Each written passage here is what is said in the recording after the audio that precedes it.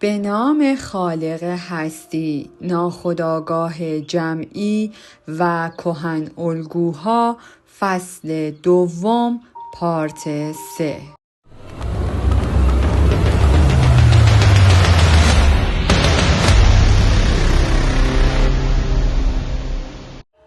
البته راه رهایی از عقده تمایل به مادر تنزل کورکورانه مقیاس‌های انسانی نیست. علاوه بر آن با این ریسک هم روبرو هستیم که تجربه مان از مفهوم مادر را تجزیه کنیم و از این راه چیزی را که ارزش بسیار زیادی دارد از بین ببریم و کلیدی طلایی را که فرشته مهربان در گهواره مان گذاشته دور بیندازیم. به همین دلیل انسان همیشه به طور غریزی زوج الهی را که پیش از پیدایش عالم وجود داشته به والدین خود نسبت می دهد که همان پدرخوانده و مادرخوانده کودک تازه متولد شده هستند، به طوری که با وجود به خردگرایی ناخودآگاه یا کوته بینانه انسان هرگز نباید خود را به گونه‌ای فراموش کند که والدین خود را به اولویت نسبت دهد. در حقیقت کهن الگوها بیشتر مسئله‌ای روانی هستند تا مشکلی علمی. حتی اگر هیچ دلیلی مبنی بر وجود کهن الگوها وجود نداشت و همه انسان‌های هوشمند دنیا موفق می‌شدند به ما ثابت کنند که چنین چیزی وجود ندارد، باز هم ما میبایستی بیدرنگ آنها را ابداع می‌کردیم تا بتوانیم بزرگترین و مهمترین ارزش‌هایمان را حفظ کنیم و اجازه ندهیم که آنها در ناخودآگاهمان مدفون شوند. اگر این موضوعات وارد ناخودآگاه شوند، همه نیروی اساسی و طبیعی تجربه اصیل از دست می رود.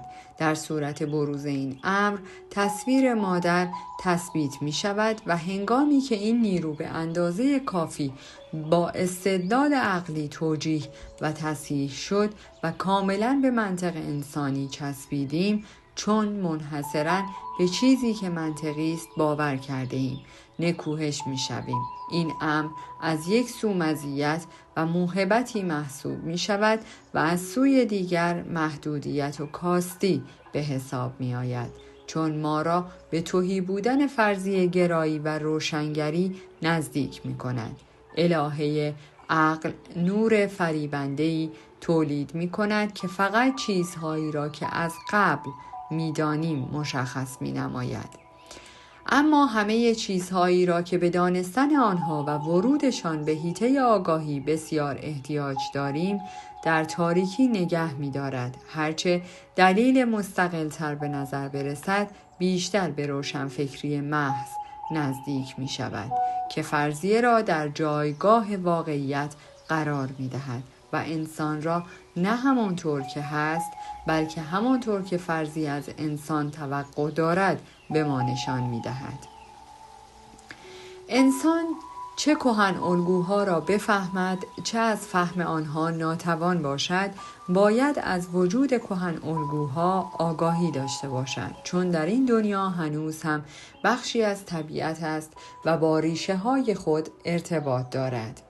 آن نوع نظام جهانبینی جمعی که انسان را از تصاویر اولیه زندگی جدا کند، نه تنها فرهنگ نیست بلکه تا حد زیادی یک زندان یا استبل است. اگر تصاویر اولیه خودآگاه باشند، انرژی آنها می تواند در وجود انسان جریان پیدا کند، اما اگر برقراری ارتباط با آنها دیگر ممکن نباشد، انرژی عظیمی که در این تصاویر پنهان شده است و منبع جاذبه نهفته در عقده‌های فرزندان و والدین است، به ضمیر ناخودآگاه باز می‌گردد و در این صورت ناخودآگاه آکنده از نیرویی می‌شود که می‌تواند در برابر هر دیدگاه چشمانداز یا تمایلی که هوش ما ممکن است انتخاب کند تا در برابر چشمان خواهشگرمان بیاویزد، ایستادگی کند.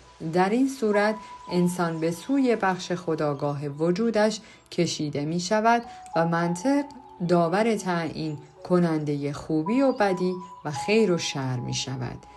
من به هیچ وجه قصد ندارم ارزش منطق را دست کم بگیرم که بزرگترین استعداد فکری انسان است، اما منطق در نقش حاکم مستبد مطلق معنایی ندارد. درست همانند نور که در دنیایی که قرینه‌اش یعنی تاریکی وجود ندارد معنای خاصی پیدا نمی کند. توجه به نصیحت‌های خردمندانه مادر و اطاعت از قوانین غیرقابل تغییر طبیعت که برای همه موجودات محدودیت‌هایی وضع می‌کند کار درستی است. انسان هرگز نباید فراموش کند که جهان وجود دارد، فقط به این دلیل که عناصر متضاد در حالتی متعادل در کنار هم قرار گرفتند. بنابراین منطق نیز به وسیله غیر منطقی و آنچه نقشه‌ای دارد و هدفمند است به کمک بی برنامگی متعادل می شود. این سیر در قلمرو کلیات اجتناب ناپذیر است، چون مادر نخستین دنیای کودک و آخرین دنیای فرد بالغ است. همه ما به عنوان کودکان او در جامعه ایزیست بزرگ پیچیده شده ایم. اما در اینجا بگذارید دوباره به موضوع انواع عقده تمایل به مادر در زنان بازگردیم. ممکن است عجیب به نظر برسد که من این همه وقت را به بررسی عقده تمایل به مادر در زن و نه در مرد اختصاص دادم. دلیل این امر قبلا ذکر شده است.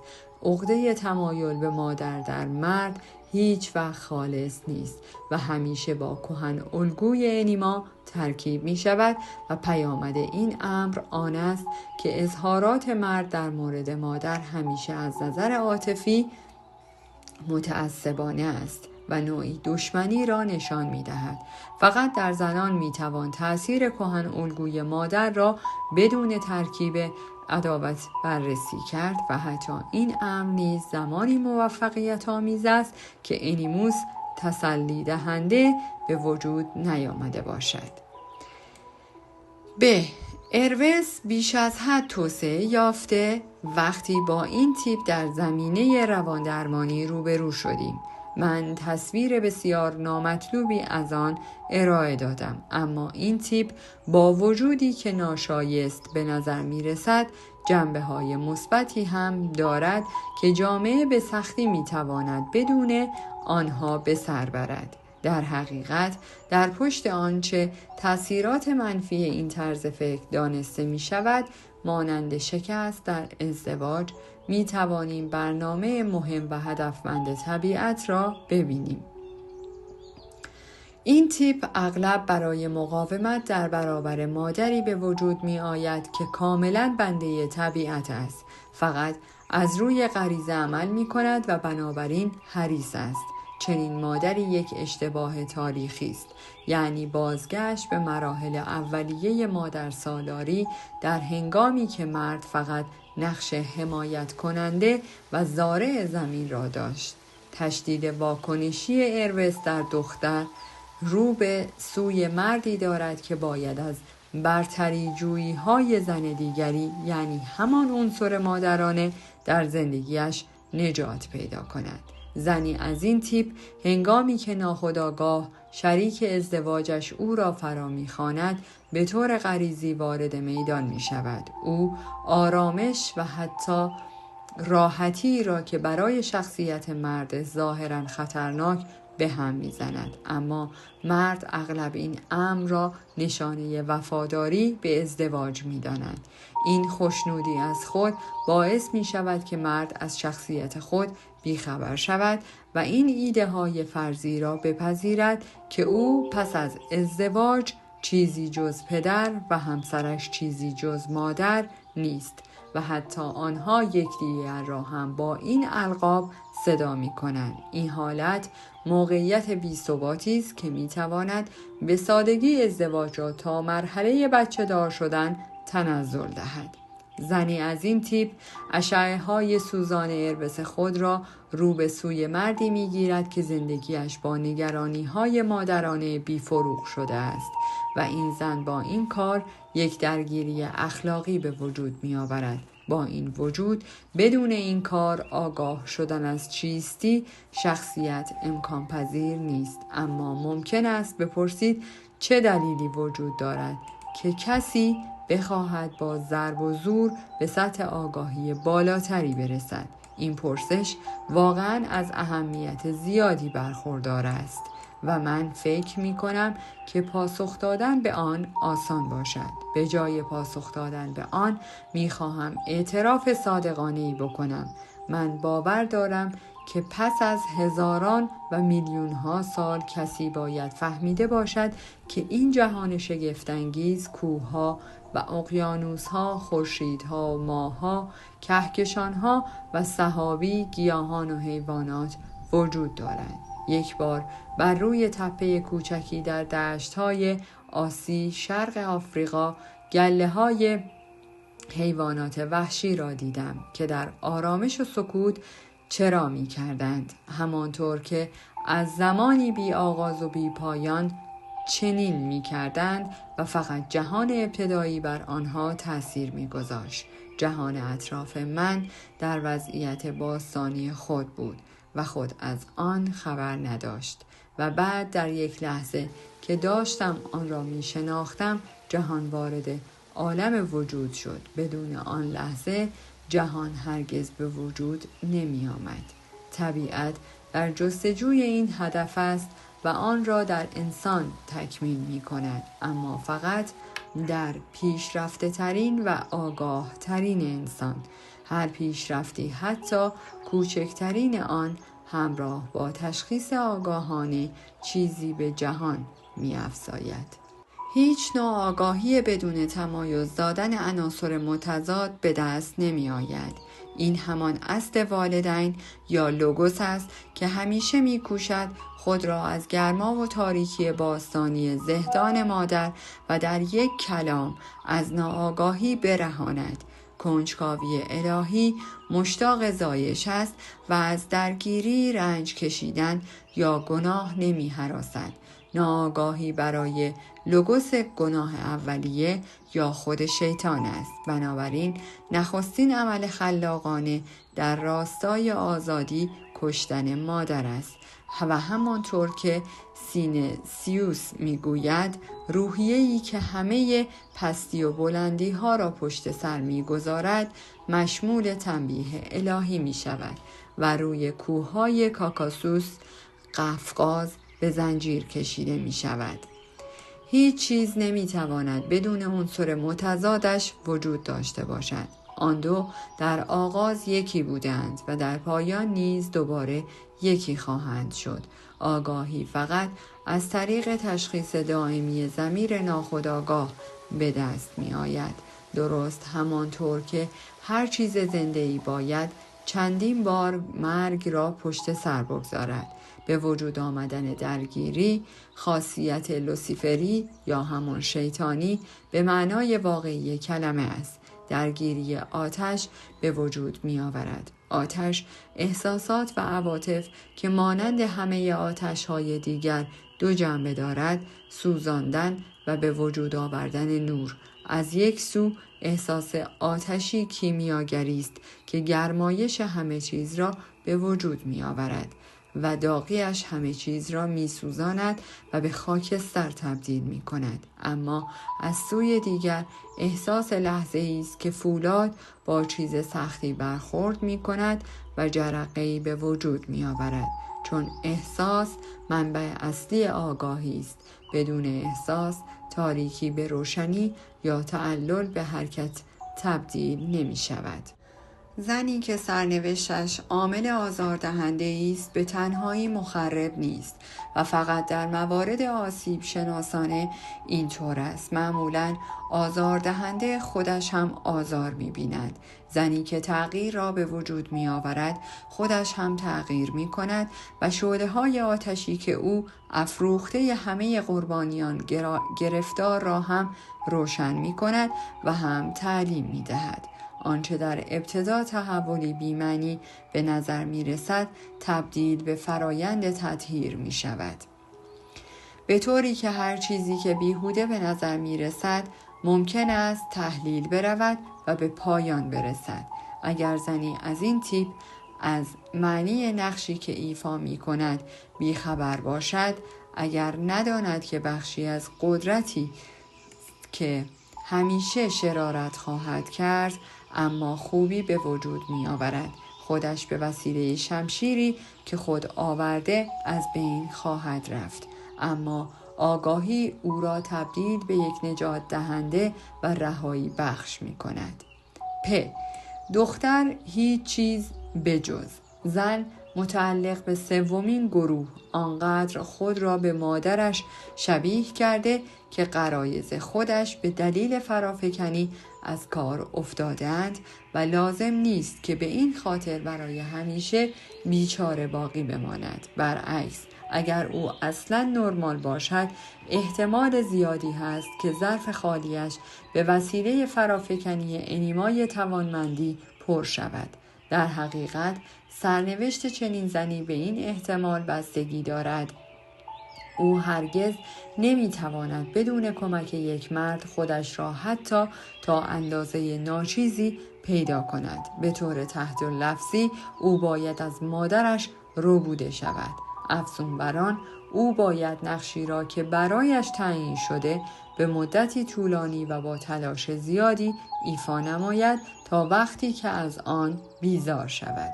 پس چنین زنانی خود را وقف شوهرانشان می کنند و برای آنها فداکاری می نمایند.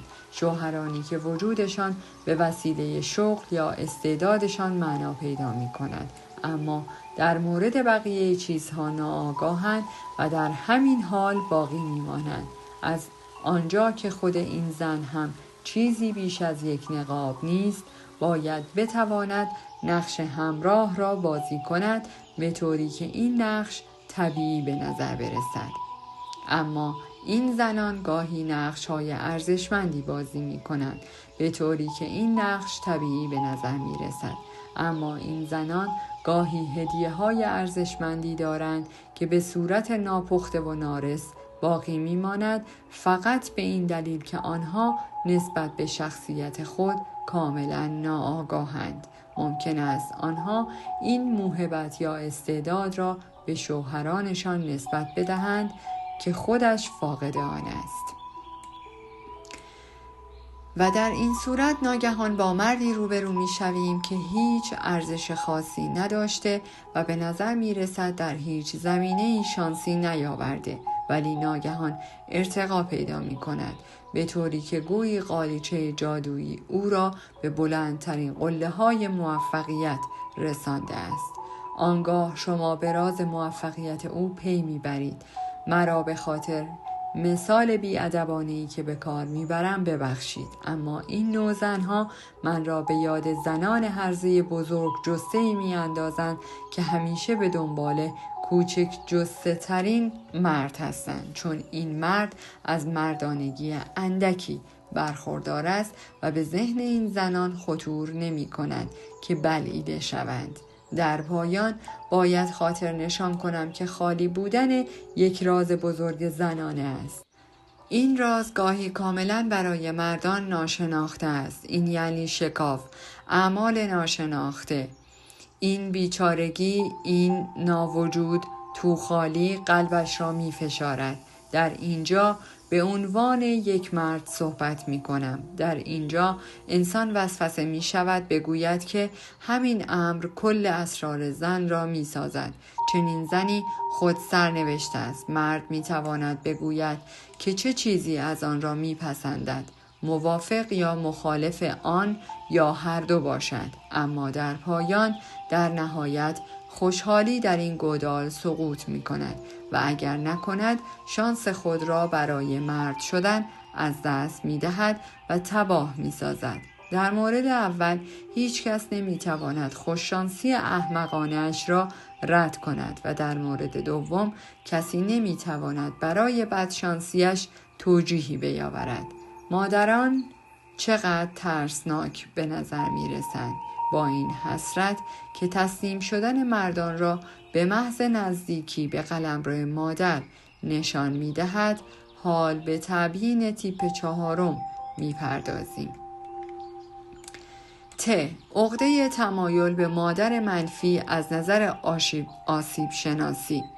این تیپ شریکی ناخوشایند، زورگو و نامطلوب برای شوهرش است، چون با تمام ذرات وجودش بر علیه هر چیزی که از طبیعت حاصل شده قیام می کند. با این وجود هیچ دلیل ندارد که تجربیات زندگی نباید به او 1-2 نکته بیاموزد، به طوری که برای شروع به معنای شخصی و محدود از جنگیدن با مادرش دست بردارد. با این وجود او در بهترین حالتش هم با همه چیزهایی که تاریک، نامشخص و مبهمند برخوردی خصمانه خواهد داشت و هر چیزی را که قطعی، دقیق و منطقی باشد را پرورش می‌دهد و بر آن تأکید می‌ورزد.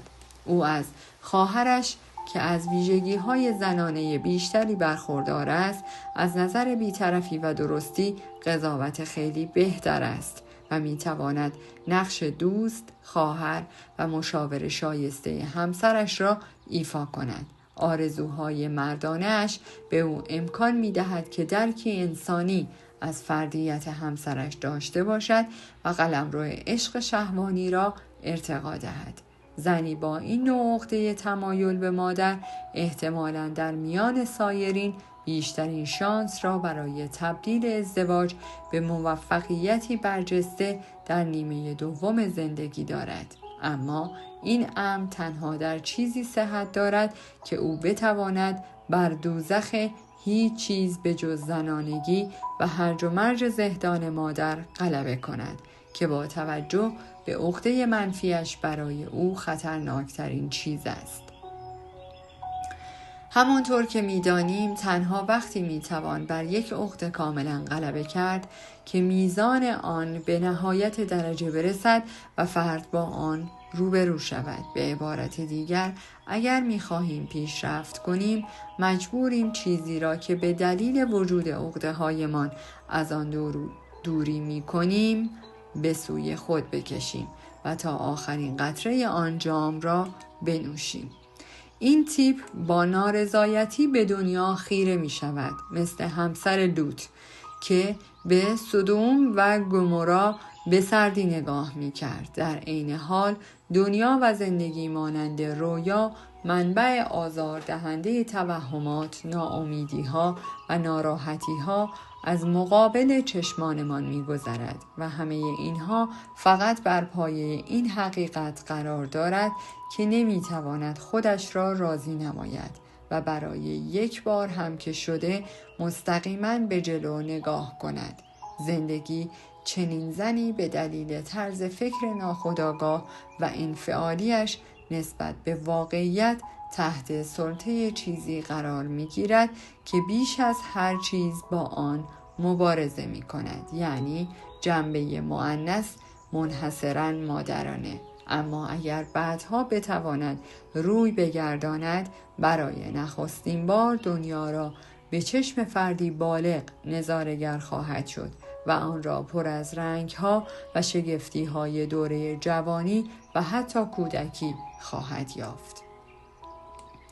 این همان بصیرتی است که دانش و کشف حقیقت را به دنبال دارد که پیش‌فرض‌های جدایی ناپذیر آگاهی هستند. بخشی از زندگی او از دست رفته، اما معنای زندگی برایش حفظ شده است. زنی که بر علیه پدرش می جنگد هنوز امکان داشتن وجودی غریزی و زنانه را دارد، چون فقط چیزهایی را که برایش بیگانه‌اند از خود می راند. اما وقتی زنی در برابر مادرش می جنگد ممکن است خطر صدمه دیدن غرایز و نرسیدن به سطح بالاتری از آگاهی را بپذیرد، چون با رد کردن مادر او همه چیزهای ناشناخته، غریزی، مبهم و ناخودآگاه ذات خودش را هم رد می کند.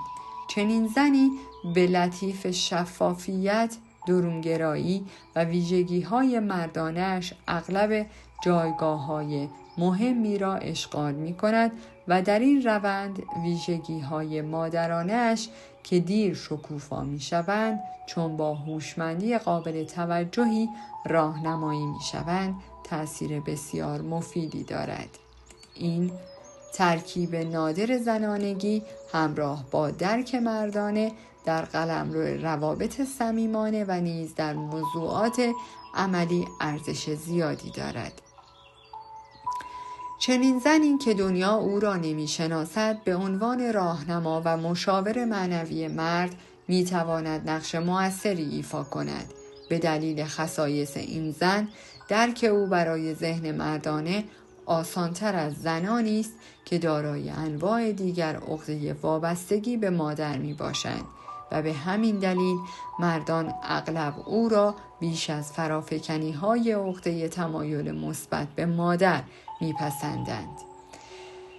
زنی که بیش از حد دارای ویژگی‌های زنانه باشد مردانی را که عقده وابستگی به مادر دارند و بیش از حد حساسند را میترساند. اما این تیپ زن مردان را نمیترساند چون پلهایی برای ذهن مردانه میسازند که مرد میتواند با اتکا به آنها احساساتش را به ساحل مقابل هدایت کند. درک بالای او به مرد اعتماد به نفس می‌دهد و عاملی است که نمی‌توان آن را نادیده گرفت و در اغلب موارد خیلی بیشتر از آنچه که فکرش را بکنید در رابطه میان زنان و مردان تأثیرگذار است.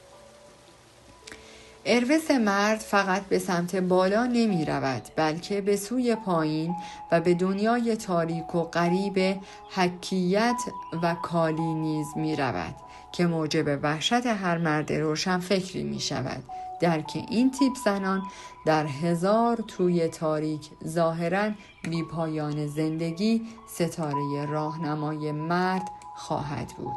نتیجه گیری از آنچه گفته شد باید مشخص شده باشد که در آخرین تحلیل ها همه گفته های اسطوره شناسی درباره این موضوع و نیز تأثیرات مشاهده شده عقده تمایل به مادر هنگامی که از جزئیات گیج کنندهشان جدا شوند به عنوان محل پیدایششان به ضمیر ناخودآگاه اشاره دارند. در غیر این صورت مرد چگونه میتوانست جهان را به شب و روز، تابستان و زمستان، دنیای روز روشن و دنیای شب تاریک تقسیم بندی کند که پر از هیولاهای عجیب است، مگر اینکه نمونه‌ای از این انشقاق را در وجود خود و در قطب‌های خودآگاه و ناخودآگاه نادیده و ناشناخته داشته باشد. دریافت انسان اولیه از اشیا فقط تا حدی به رفتارهای عینی آنها بستگی دارد، در حالی که حقایق درون روان که فقط از طریق فرافکنی با چیزهای بیرونی در ارتباطند در این زمینه نقش مهمتری ایفا می کنند. علت این حقیقت ساده است که انسان اولیه هنوز نظم زهدانه فکری را که ما آن را به عنوان منتقد دانش می شناسیم نمی شناخت. برای او جهان همچنان پدیده سیالی در رودخانه خیال خودش بود، جایی که در آن بین فاعل و مفعول تفاوتی نبود و آنها به سادگی در هم نفوذ می کردند. می توانیم هم نوا با گوته بگوییم هر چیز که در بیرون است در درون هم هست، اما این درون که خردگرایی مدرن نمی خواهد آن را از بیرون به دست بیاورد. برای خود ساختاری اولیه دارد، بر همه تجربیات آگاهانه پیشی می گیرد. غیر ممکن بتوان فهمید که چطور تجربه به معنای گسترده کلمه یا هر چیز وابسته به روان می تواند فقط در جهان بیرون به وجود بیاید. روان بخشی از راز بزرگ زندگی است و مانند هر ارگانیسم دیگری ساختار و قالب ویژه خود را دارد. اینکه آیا این ساختار روانی و عوامل آن کهن الگوها اصلاً هرگز آغاز شده اند یا نه، پرسشی متافیزیکی است و بنابراین جوابی ندارد. ساختار چیزی است که ارائه شده است و پیش‌فرضی است که هر موضوعی وجود دارد. مادر زهدان است، یعنی قالبی که همه تجربیات وارد آن می شود. در پایان از شما دوستان عزیزم می خواهم برای حمایت بیشتر ما کانال ما را به دوستان خود معرفی کنید. برای انرژی بیشتر ما رو لایک کنید و برای ادامه پرقدرت‌تر سابسکرایب. تا درودی دیگر، درود و 200 بدرود.